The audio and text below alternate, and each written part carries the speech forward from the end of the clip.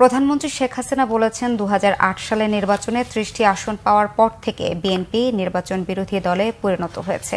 তিনি বলেন, বিএনপি ক্ষমতায় আসে অস্ত্র চোরাকারবারি করতে, হত্যা, সন্ত্রাস ও জঙ্গিবাদ তৈরি করে তারা দেশকে ধ্বংসের দ্বারপ্রান্তে নিয়ে গিয়েছিল। রাজধানীর বঙ্গবাজারে বহুতল আধুনিক বিপণী বিতানের ভিত্তিপ্রস্তর স্থাপন অনুষ্ঠানে প্রধান অতিথির বক্তব্যে তিনি একথা বলেন।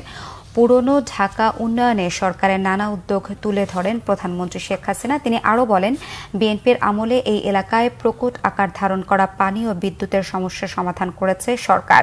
ঢাকা মহানগরীর কারণ বাজারের মতো ৪ জায়গায় ৪টি হোলসেল মার্কেট বানানোর প্রতিশ্রুতিও দেন তিনি। ঢাকার কোনো বস্তি নোংরা অস্বাস্থ্যকর থাকবে না জানিয়ে তিনি বলেন, বস্তিবাসীদের জন্য ভাড়া ভিত্তিক ফ্ল্যাট তৈরি করেছে সরকার। বস্তিবাসীদের জন্য ঘরে ফেরা কর্মসূচি নেওয়া হবে।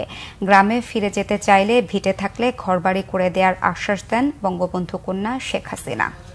ছিল এই ৩০০ সিটের মধ্যে, আর বিএনপি তাদের ২০ দলীয় জোট জামাত সহ সিট পেয়েছিল মাত্র ৩০টি।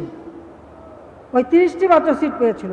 এরপর থেকে তারা নির্বাচন বিমুখ, নির্বাচন ঠেকাও, নির্বাচন বন্ধ করো।